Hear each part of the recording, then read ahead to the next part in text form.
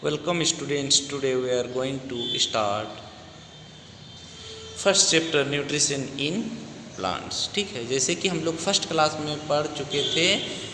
ठीक है, ये फर्स्ट चैप्टर, उसमें हम चैप्टर का नाम लिख दिए थे तुम लोगों का, plants and their food. Plants and their food ये चैप्टर वही है, लेकिन न्यूट्रिशन इन प्लांट्स से पहले थोड़ा सा जो एडवांस चीज़ है वो चीज़ हमने तुम लोगों को बता दिया था। ठीक है, उसमें हम चैप्टर का नाम क्या लिख दिए थे, प्लांट्स एंड देयर फूड के बारे में क्या वो लिख दिए थे। लेकिन एक्चुअली हम लोग का चैप्टर यही न्यूट्रिशन इन प्लांट्स है, और इसी चैप्टर के अंतर्गत प्लांट्स एंड देयर फूड आते हैं। ठीक है, तो ये हम लोग पढ़ चुके थे। उसमें से हम लोग ये भी जाने थे कि जीने के लिए जितने भी लिविंग ऑर्गेनिज्म हैं, जीवित प्राणी हैं, सभी को क्या चाहिए, भोजन की आवश्यकता होती है। और उसमें से कुछ न्यूट्रिएंट हम लोग को प्राप्त होते हैं। उसमें से वो न्यूट्रिएंट में हम लोग देखते हैं ना कि कंपोनेंट ऑफ फूड जिसको हम लोग बोलते हैं, वो है हम लोगों का carbohydrate, protein, fat, vitamin, mineral. ये जितने भी तरह का जो हम लोग कंपोनेंट ऑफ फूड पढ़ चुके थे, उन्हीं में से हम लोग देखते हैं कुछ कुछ सोर्सेस, कुछ कौन कौन से मतलब न्यूट्रिएंट में, मतलब कौन कौन से न्यूट्रिएंट में क्या चीज़ पाया जाता है। ठीक है, तो उसी को हम लोग आगे हम लोग न्यूट्रिशन का डेफिनेशन भी पढ़ चुके थे, न्यूट्रिएंट का डेफिनेशन भी पढ़ चुके थे। फिर मोड ऑफ न्यूट्रिशन में हम लोग ऑटोट्रोपिक न्यूट्रिशन और हेटरोट्रोपिक न्यूट्रिशन तक हम लोग पढ़ चुके हैं। लेकिन वो एक बार हम लोग पढ़ चुके हैं, फिर भी हम लोग थोड़ा सा स्टार्टिंग करते हैं यहीं से कि उसके सोर्सेस, यानी कार्बोहाइड्रेट का जो बेसिक सोर्सेस हैं कौन कौन से हैं, वो सबको यहाँ विद इमेज के साथ दिया हुआ है। ठीक है, इमेज के साथ दिया हुआ है। Food is useful for survival of living being because, ठीक, food is useful for the survival of the living beings because it serve as rich sources of carbohydrate. ठीक है, जैसे कि हम लोग ये पिछले क्लास में पढ़ चुके थे। ठीक है, rich sources of carbohydrate, protein, fats, vitamin, minerals required for the supply of energy carry out necessary of life process. हमारे जीवन के प्रोसेस के लिए ये सभी का पर्याप्त मात्रा में होना बहुत ही जरूरी है। Process proper growth and development of human body, तो हमारे मानव शरीर का प्रॉपर ग्रोथ और विकास के लिए, यानी हम लोग का वृद्धि और विकास दोनों के लिए, ह्यूमन बॉडी या चाहे कोई भी एनिमल्स हो, सभी को पर्याप्त मात्रा में ये सभी होना आवश्यक हो जाता है। नहीं तो डिफरेंट टाइप्स ऑफ डिजीज के शिकार हम लोग हो जाते हैं। तो हम लोग बेसिक तौर पे देखते हैं कि हम लोग लाइफ प्रोसेस को आगे बढ़ाने के लिए प्रॉपर ग्रोथ, यानी सही तरीके से विकास और वृद्धि के लिए क्या, ये जितने भी हम लोगों का कंपोनेंट ऑफ फूड हैं, ये सब की होना अनिवार्य है। नहीं तो बोल रहा है it is also required,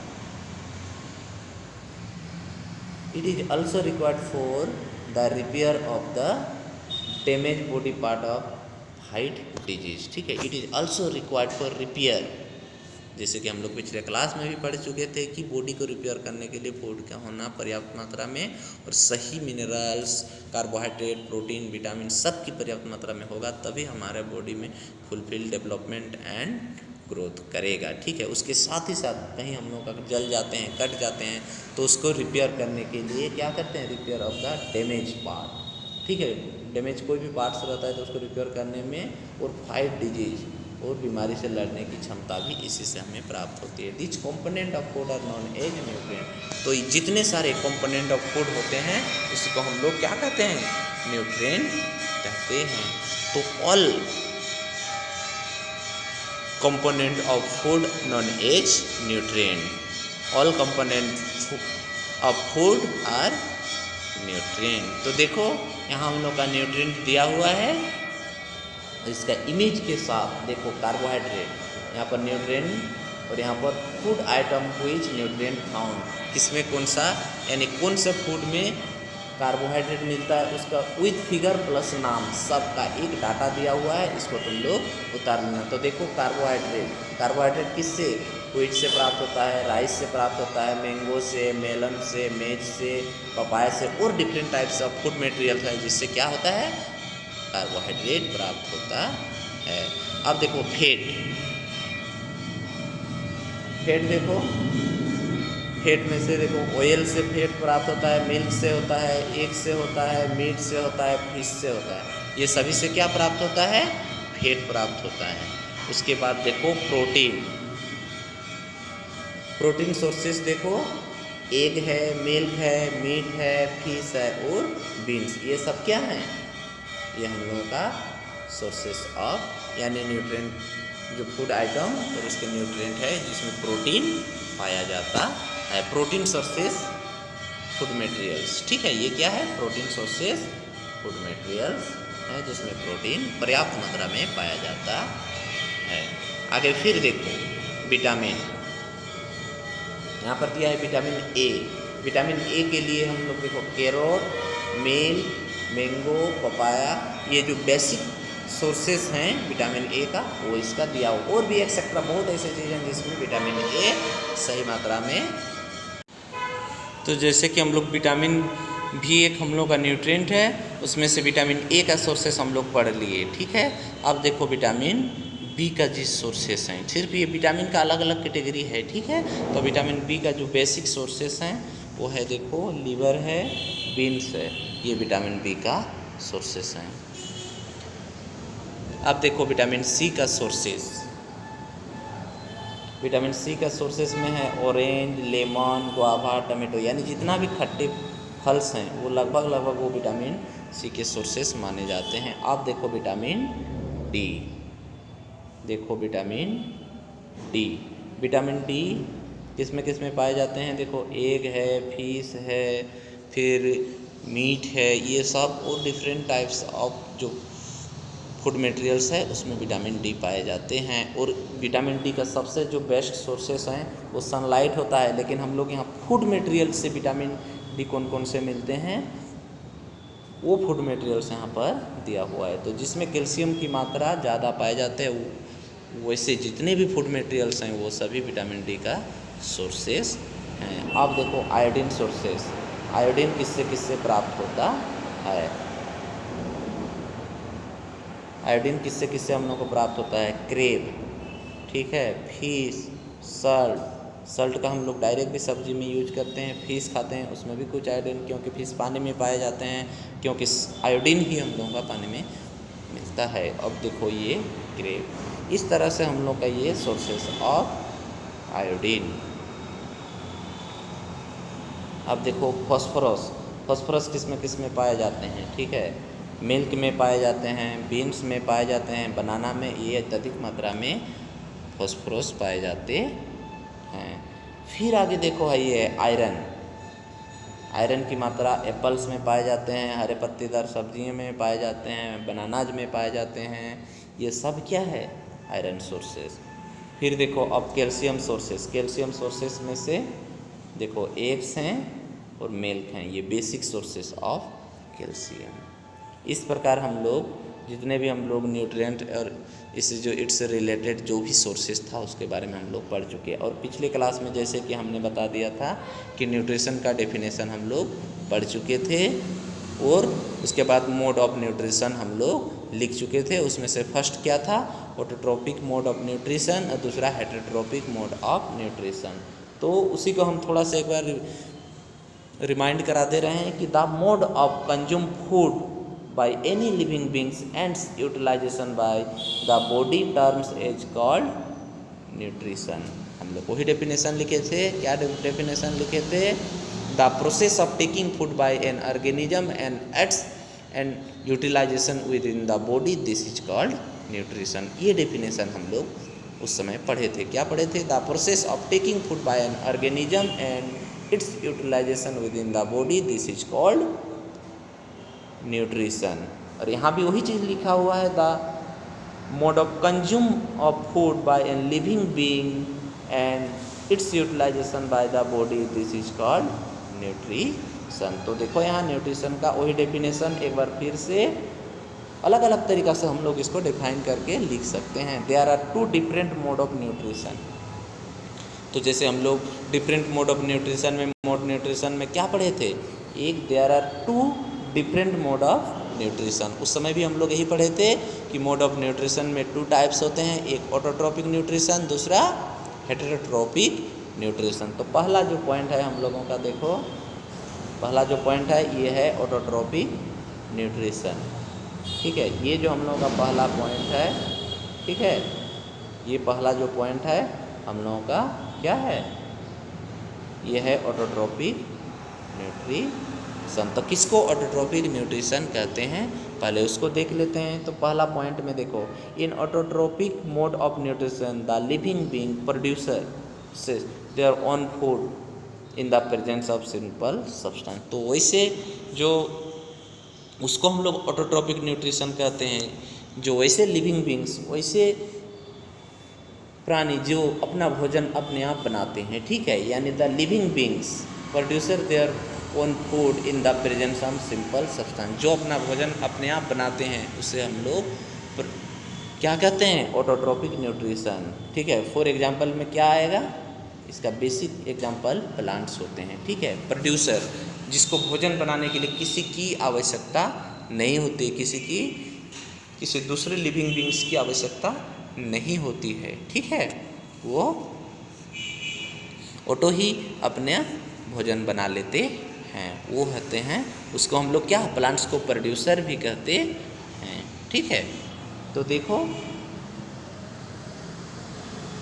autotrophic nutrition क्या, किसे हम लोग कहते हैं, in autotrophic mode of nutrition the living being produce their own food in the presence of simple substance. Simple presence of simple substance में यदि वो अपना भोजन अपने आप बना लेता है, उसे हम लोग क्या कहते हैं, ऑटोट्रॉपिक मोड ऑफ न्यूट्रिशन। यही उसका डेफिनेशन है। सेकेंड पॉइंट में देखो, the organism undergoes its mode of nutrition are termed autotrophs. तो इस प्रकार से जो भोजन बनाते हैं उसको हम लोग क्या कहते हैं, ऑटोट्रॉप्स कहते हैं। ऑटो मीन्स सेल्फ यानी स्वतः, और ट्रॉप्स मीन्स न्यूट्रिशमेंट। ठीक है, सेल्फ मीन न्यूट्रिशमेंट होता है। तो इस प्रकार से हम लोग देखते हैं कि प्लांट्स, इसका एग्जाम्पल क्या है, प्लांट्स। याद रखोगे, autotrophic mode of nutrition the living being, यहीं से इसका डेफिनेशन लिखोगे यहाँ तक। ठीक है, इसका ऑटोट्रॉपिक न्यूट्रिशन का डेफिनेशन ये देखो, ऑटोट्रॉपिक न्यूट्रिशन, इसका डेफिनेशन कहाँ से लिखोगे, यहाँ से, the living beings produce their own food in the presence of simple substance, this is called autotrophic mode of nutrition. For example plants. ठीक है, लेकिन यहाँ पर यदि ऑटोट्रॉप का डेफिनेशन पूछता है तो ऑटोट्रॉप्स, तो देखो the organism undergoing this mode of nutrition, तो इस न्यूट्रिशन का इस मोड को ही हम लोग ऑटोट्रॉप्स कहते हैं। तो याद रखोगे, ऑटोट्रॉपिक न्यूट्रिशन का जो एग्जाम्पल है वो क्या है, प्लांट्स है। यानी ऑटोट्रॉप्स किसको बोलते हैं हम लोग, प्लांट्स को बोलते हैं।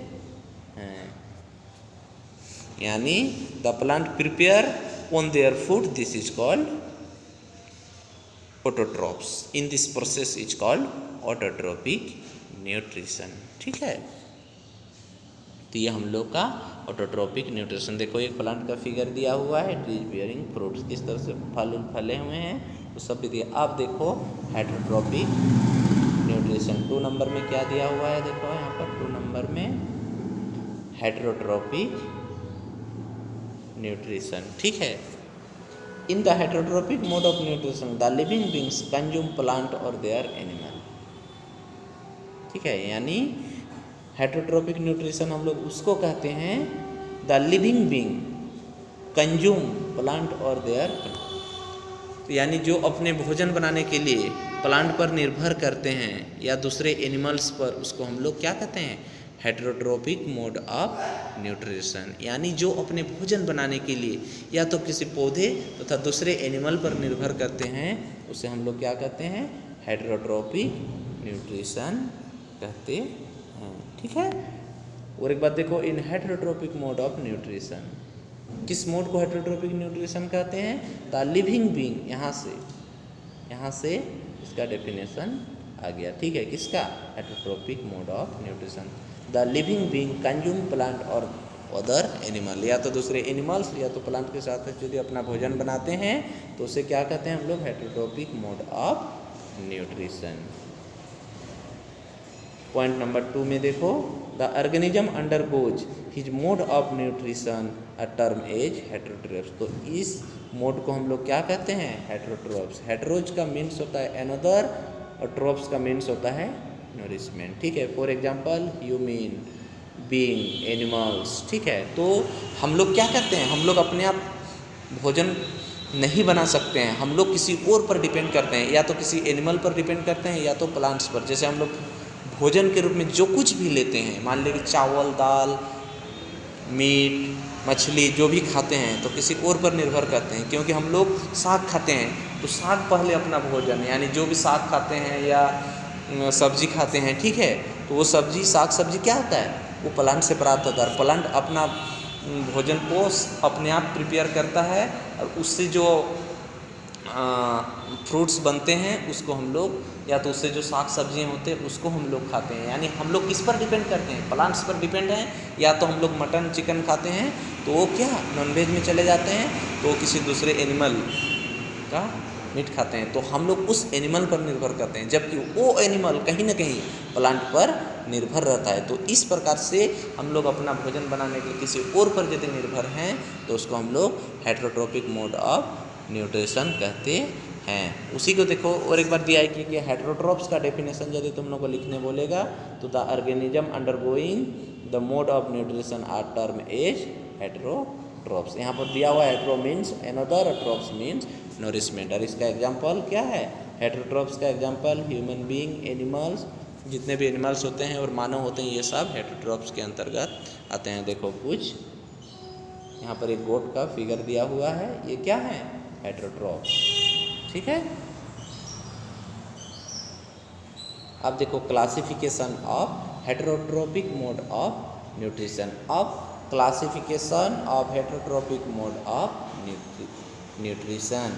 तो हेटेरोट्रोपिक मोड ऑफ न्यूट्रिशन जो होते हैं इसको कितने भागों में बांटा गया है, इसके बारे में अभी हम लोग क्लासिफिकेशन किया गया है। तो इसको बेसिक रूप से 3 भागों में बांटा गया है। एक है हर्बीवर, दूसरा है कार्निवर, फिर देखो ओमनिवर, यहाँ पर दिया हुआ है ओमनिवरस।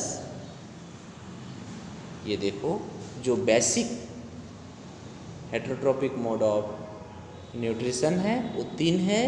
हर्बीवोरस क्या क्या है? पहला है हर्बीवोरस, दूसरा है कार्निवोरस और तीसरा है ओमनिवोरस। ठीक है, तो classification of heterotrophic mode of nutrition. तो सबसे पहले हम लोग जो पहला पॉइंट है वो है हर्बीवोरस। तो सबसे पहले हर्बीवोरस के बारे में हम लोग पढ़ेंगे। ठीक है, ये देखो हर्बीवोरस पॉइंट नंबर 1, इसका डेफिनेशन। ठीक है, क्या है? The organism that feed on plant are called herbivorous. For example deer, goat, deep. इसका देखो फिगर भी दिया हुआ है। तो जो ऑर्गेनिज्म यानी जो जीव ओनली फॉर प्लांट, यानी ओनली फॉर प्लांट्स या प्लांट्स प्रोडक्ट को खाते हैं, उससे हम लोग क्या कहते हैं? हर्बीवोरस कहते हैं, जिसको हम लोग हिंदी में क्या कहते हैं? शाकाहारी कहते हैं। ठीक है, यानी जो एनिमल्स सिर्फ और सिर्फ प्लांट और प्लांट प्रोडक्ट का ही भोजन करते हैं उससे हम लोग क्या कहते हैं? हर्बीवोरस यानी शाकाहारी कहते हैं। उसी को और एक बात देखो, the organism that feed on plant are called, the organism that feed on plant and its product, this is called herbivorous. For example में देखो डियर, गोट, शीप, ये कभी मीट नहीं खाते हैं, या तो ये प्लांट खाते हैं या तो प्लांट का प्रोडक्ट को ही खाते। ठीक है, अब देखो पॉइंट नंबर 2 में क्या आया? Carnivorous. The organism that feed on other animal and animal product, this is called क्या? कार्निवोरस, यानी इसको हम लोग मांसाहारी कहते हैं। The organism that feed on other animals, जब कोई जीव किसी दूसरे एनिमल्स को, यानी कोई एनिमल्स कोई दूसरे एनिमल को भोजन के रूप में लेते हैं, उसे हम लोग मांसाहारी कहते हैं। फॉर एग्जाम्पल में देखो लायन, टाइगर, फॉक्स, ये सब क्या हैं, ये कार्निवोरस के अंतर्गत आते हैं। इसको और एक बार देखो, the organism that feed on other animal and its product this is called carnivorous. For example यहाँ पर दिया हुआ है, यहाँ पर विथ फिगर भी दिया हुआ है, देखो विथ फिगर भी दिया हुआ है, देखो लायन, टाइगर सबका फिगर। अब देखो omnivorous, the organism that feed on both plant and animal are called omnivorous. इसे क्या कहते हैं हम लोग, omnivorous. The organism that feed on both plant and animals are called omnivorous. तो कुछ ऑर्गेनिज्म ऐसे भी होते हैं जो प्लांट्स और एनिमल दोनों तरह का भोजन करते हैं, उसे हम लोग क्या कहते हैं, ओमनिवोरस कहते हैं। For example bear and human being, हम मानव भेज भी खाते हैं, यानी प्लांट्स का भी भोजन के रूप में लेते हैं, और मीट के रूप में भी हम लोग भोजन के रूप में, यानी एनिमल का भी हम लोग भोजन करते हैं। यानी the organism that feed both plant and animals and its product this is called omnivorous. यानी हम लोग जानते हैं, हम लोग साग सब्जी तथा पेड़ पौधे तथा उससे जो भी प्राप्त होता है उसका भी भोजन करते हैं, और एनिमल तथा एनिमल से प्राप्त जो भी प्रोडक्ट होते हैं उसका भी हम लोग भोजन करते हैं। यानी जो मांस और साग सब्जी सभी का भोजन करते हैं उसे हम लोग क्या कहते हैं, ओमनिवोरस कहते हैं। फॉर एग्जांपल में देखो बियर एंड ह्यूमन बीइंग, ठीक है। तो इस तरह से हम लोग हेटेरोट्रोपिक मोड ऑफ न्यूट्रिशन का जो 3 टाइप्स होते हैं, पहला क्या है हर्बीवरस, दूसरा कार्निवरस और तीसरा ओमनिवरस, ठीक है। तीनों के बारे में हम लोग पढ़ चुके, ठीक है। अब आगे देखो फोटोसिंथेसिस। फोटोसिंथेसिस किससे कहते हैं, जिसको हम लोग हिंदी में प्रकाश संश्लेषण कहते हैं। यानी पौधे अपने भोजन बना, जिस प्रोसेस से भोजन बनाते हैं उसी को हम लोग प्रकाश संश्लेषण यानी फोटोसिंथेसिस कहते हैं, ठीक है। यानी green plant prepare on their food, this is called photosynthesis. या तो उसको हम लोग और तरह से डिफाइन कर सकते हैं, green plant prepare on their food presence of sunlight, CO2, water and minerals, this is called photosynthesis. यहाँ फिर डेफिनेशन दिया हुआ है, देखो फोटोसिंथेसिस का, the process by which plant make their own food, presence of sunlight, carbon dioxide presence in air, water, mineral and chlorophyll in leaves term as photosynthesis. Exact definition of photosynthesis। तो photosynthesis को हम लोग इतना तरह से define कर सकते हैं। यानी फोटोसिंथेसिस भोजन बनाने के लिए बाकी हर चीज़ पौधे को हमेशा प्राप्त होता है, लेकिन सनलाइट सिर्फ और सिर्फ डे को प्राप्त होता है, इसीलिए हरे पौधे अपना भोजन सिर्फ दिन में ही बनाते हैं। तो देखो the process by which plant make their own food in the presence of sunlight, carbon dioxide, water, mineral and chlorophyll present in the leaves, this is called photosynthesis. तो देखो यहाँ पर सन दिया हुआ है, सनलाइट ग्रीन प्लांट पे, ये जो ग्रीन ग्रीन दिख रहा है ये क्लोरोफिल के कारण, ये क्लोरोफिल है, और इसी के कारण पौधे का जो लीव्स होते हैं, पत्ते होते हैं, वो हरा होते हैं। तो देखो एक पौधा दिया हुआ है, ठीक है, इस पौधा में किस तरह से अपना फोटोसिंथेसिस की प्रोसेस होती है। देखो इधर से सनलाइट आ रहा है, यहाँ ऑक्सीजन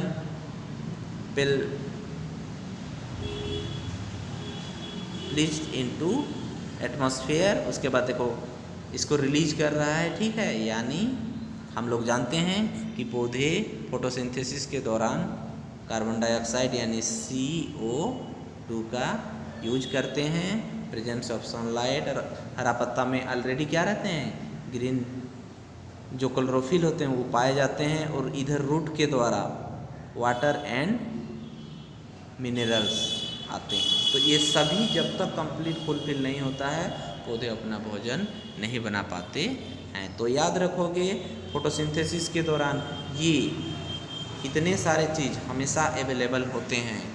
क्या अवेलेबल होते हैं, कार्बन डाइऑक्साइड भी होते हैं, एयर भी होते हैं, क्लोरोफिल भी होता है, और वाटर मिनरल सब कुछ पाए जाते हैं। लेकिन सनलाइट के एब्सेंट के कारण रात को पेड़ पौधे क्या करते हैं, फोटोसिंथेसिस यानी प्रकाश संश्लेषण की प्रक्रिया नहीं कर पाते हैं। यानी जब सनलाइट होती है तभी फोटोसिंथेसिस की प्रोसेस प्लांट के द्वारा होता है और भोजन बनाने की प्रोसेस होती है। उसके लिए जो केमिकल इक्वेशन है उस इक्वेशन को देखो। तो देखो CO2 प्लस 6H2O यानी कार्बन डाइऑक्साइड और water plus light energy, sunlight मिल जाता है तो रिएक्शन करके देखो ये ग्लूकोज बन गया और ये ऑक्सीजन रिलीज करता है, जिससे हम एनिमल्स क्या करते हैं, उसको सांस लेते हैं। तो ये जो दिखा दिए ये क्या है, ग्लूकोज है। ठीक है, क्या है, ग्लूकोज है। ठीक है, ये ग्लूकोज बनता है जिससे उसे एनर्जी मिलता है। ठीक है, तो इसी प्रोसेस को देखो यहाँ पर सेंटेंस वाइज किस तरह से लिखा है, उसके आगे हम लोग देखते हैं। Plant take off carbon dioxide, plant क्या करते हैं, कार्बन डाइऑक्साइड लेते हैं फ्रॉम एटमॉस्फेयर से through the tiny pore known as stomata, क्योंकि पौधे के पत्ते में देखना छोटे छोटे जो छिद्र होते हैं उससे क्या करते हैं, एटमॉस्फेयर देयर टिनी पोर, तो carbon dioxide from the atmosphere through the tiny pores known as stomata, तो जो बहुत ही महीन छिद्र पाए जाते हैं पत्ते में उससे क्या कहते हैं, स्टोमेटा कहते हैं। Present on the surface of the leaves surrounded by guard cell, और उसमें जो गार्ड सेल पाए जाते हैं उसकी बोर्ड ये बाउंड्री में किसका, लीव्स के, पत्ते के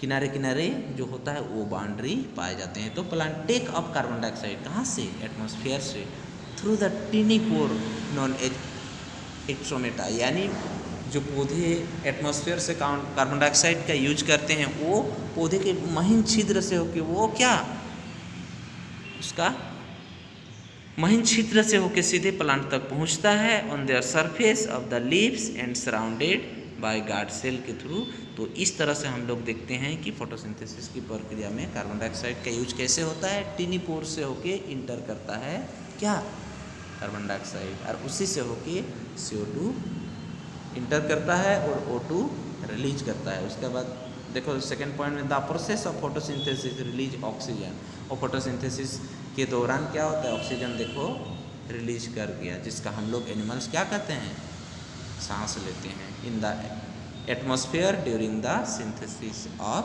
फूड, भोजन बनाते समय वो कार्बन डाइऑक्साइड का यूज करते हैं, कौन, हरे पौधे तथा पेड़ पौधे, हरे पौधे तथा ट्रीज क्या करते हैं, कार्बन डाइऑक्साइड का वो इंटर करते हैं और ऑक्सीजन का रिलीज करते हैं।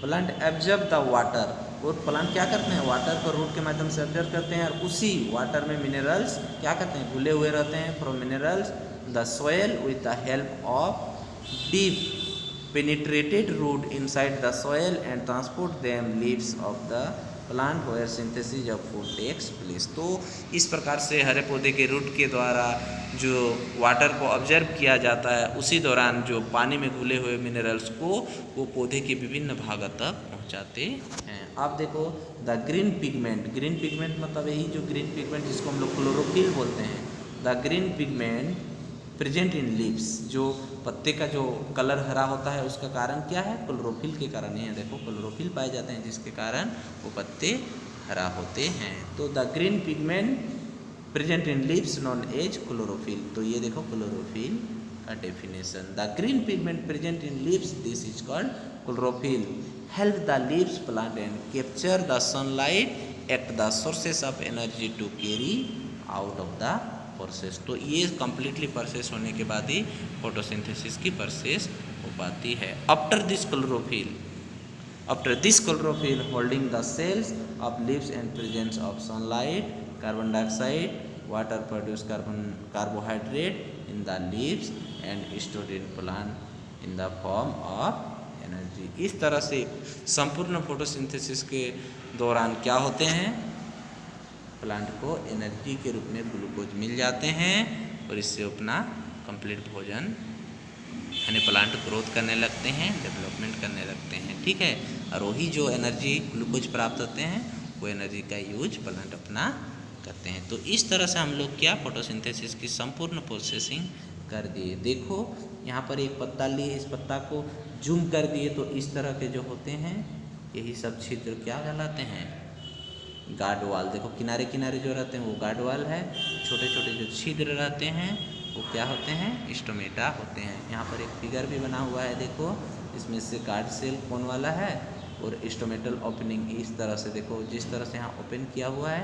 इसी तरह से स्टोमेटिंग ओपनिंग होता है। कब, जिस समय सनलाइट सब कुछ पर्याप्त मात्रा में प्लांट में अवेलेबल हो जाते हैं तब ऑटोमेटिक है दिन को क्या होते हैं, ये स्टोमेटा ओपन हो जाते हैं, क्योंकि उस समय उसको प्लांट को क्या मिलता है, सनलाइट मिलता है। और रात को ये स्टोमेटल ओपनिंग नहीं होते हैं, यानी स्टोमेटा क्लोज रहते हैं। तो इस प्रकार से हम लोग आज फोटोसिंथेसिस की प्रोसेस कम्प्लीटली पढ़ लिए। तो तुम लोग क्या करोगे, फोटोसिंथेसिस का डेफिनेशन देखो पहला पॉइंट में है, उसको लिख लेना। उसके बाद इसका प्रोसेस कौन कौन से प्रोसेस के दौरान संपूर्ण यानी टोटल फोटोसिंथेसिस की प्रोसेस हुआ वो सब दिया हुआ है। यहाँ स्टोमेटा क्लोरोफिल सबका डेफिनेशन दिया हुआ है। कल हम लोग पढ़ेंगे experiment to prove leaves other than green in colour also undergoes photosynthesis. ये हम लोग कल पढ़ने वाले हैं, ठीक है।